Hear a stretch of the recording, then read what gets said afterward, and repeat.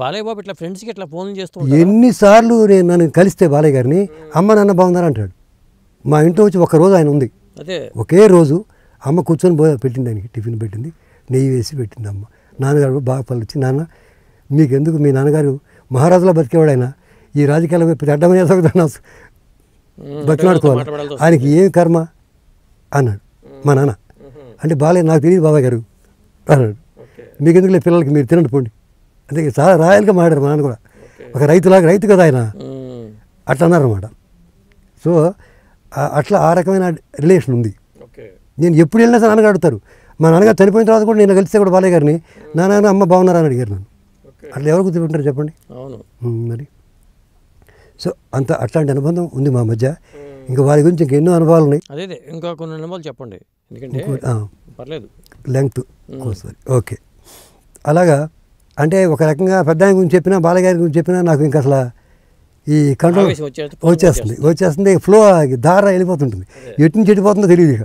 అది అంటే మాకు ఫ్రెండ్షిప్ ఎవరికైనా ఒకటండి. ఇండస్ట్రీలో ఒక సామాజిక వర్గాలు అంటారు కదా, ఇప్పుడు నేను కమ్మ అయితే నేను కమ్మ వాళ్ళని అభిమానిస్తాను అంటారు, కానీ మీరు ఆ సామాజిక వర్గం కాదు. ఎందుకు కాకపోయినా మరి ఎందుకు కారణం, వంశంతో అంత అనుబంధం. దానికి ఇంకో కారణం ఏంటంటే, ఇది మా ఊర్లో ఒక చెరువు ఉంటుంది, పేద చెరువు, ఆలకూరపాడు అనే గ్రామం మాది, టంగుటూరు దగ్గర ఆలకూరపాడు అనే గ్రామం మాది. తక్కువే ఇల్లు ఉంటాయి మా మొత్తం కలిపి ఒక 500 ఉంటాయి, అంతకంటే ఎక్కువ ఉండవు. అక్కడ ఒక రౌండ్గా ఉంటుంది, దానిలో ఒక పక్క అటుపక్క చెట్టిగారులు, రెడ్లు, ఇంకేదో ఎవరో ఉంటారు, ఇటుపక్క చౌదరీసు, మేము ఇంకెవరో ఉంటారు, ఇట్లా ఇటుపక్క ఉంటాం. అందువల్ల కలిసి ఉండటం వల్ల మేము ఇళ్లలో బాగా అటు వరుస పెట్టి పిలుచుకునేవాడు. మా నాన్న కూడా మరిపూడి జాలయ్య, మా నాన్న ఫ్రెండు, మరిపూడి జాలయ్యని బావ అని పిలిచేవాడు, ఆయన కూడా మా నాన్న బావ అని పిలిచేవాడు, బావ అనుకునేవాడు. సో అందు ఇళ్లలో కూడా మేము అన్నయ్య అటు కలిసిమెలిసి, ఒక వేరే లాగా లేదు, వేరే కులం లాంటిది అలవాటు లేదు మాకు, కలిసిమెలిసే ఉండేవాళ్ళం. నాకు ఒక చౌదరి ఫ్రెండ్ ఉన్నాడు, నేను సినిమాఫీల్డ్ నుంచి వెళ్ళిపోతాను నాకు ఒప్పుడిని, ఎక్కడ అసలు బావిడే వెళ్ళిపోతాను, నాకు వద్దురా చచ్చిపోతే ఇసుగు పుడుతుంది నాకు అసలు, ఒక పద్ధతి మనకు సరిపోవట్లా, మనం ఏం ప్యూర్గా ఉంటాం, ఇక్కడేం బాగాలేదు, నేను వెళ్ళిపోతా అన్న ఒక సంవత్సరం తర్వాత.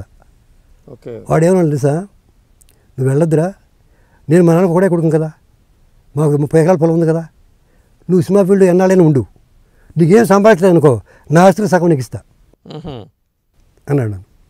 అంటే వాడు ఇచ్చాడు లేదా కాదు అన్నాడు కదా, చెప్తున్నా.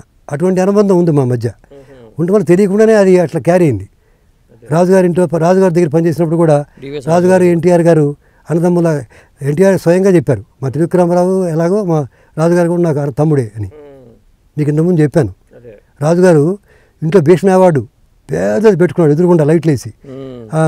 ఇంకోటి ఏంటి, భీష్మ అవార్డు పెట్టుకోవాలా, భీష్మ అవార్డు ఏమో లోపల పెట్టాడు, ఎన్టీఆర్ అవార్డునేమో పేద గేట్లో పెట్టాడు, పేద ఎత్తున పెట్టాడు. పెట్టి నేను అడిగాను, ఇదేం సార్, ఎన్టీఆర్ అవార్డు ఏమో ఇక్కడిది మంది, మీరు భీష్మ అవార్డు హై లెవెల్ కదా, అది అక్కడ నాకు ఇదే ఎక్కువ అన్నాడు ఆయన. నాకు అన్నగారితో అనుబంధమే చాలా గొప్పది వాటికంటే కూడా అని చెప్పాడు ఆయన. చెప్తున్నా, అంత అనుభవం ఉండటం వల్ల, డివిఎస్ సంస్థగా ఉండటం వల్ల, పెద్ద ఆయన నేను వచ్చినప్పుడు కూడా తారకమ్మ గారు ఫోన్ చేసినప్పుడు, ఆ వివి రాజు మంచివాడు, పిల్లగాడు, కుర్రాడు, మన డివిఎస్ రాజు గారి కంపెనీలో పనిచేశారు, దూరంగా ఉంటే కష్టమని మా దగ్గర పెట్టుకున్నాం అన్నారు కదా. ఒకే రూమ్లో పెట్టుకుంటారండి ఆ స్టేచర్ ఉన్నవాళ్ళు, ఎట్లా మర్చిపోతాం చెప్పండి. అది అటువంటి అనుబంధం ఉండటం వల్ల మనం మర్చిపోలేకున్నాను నేను.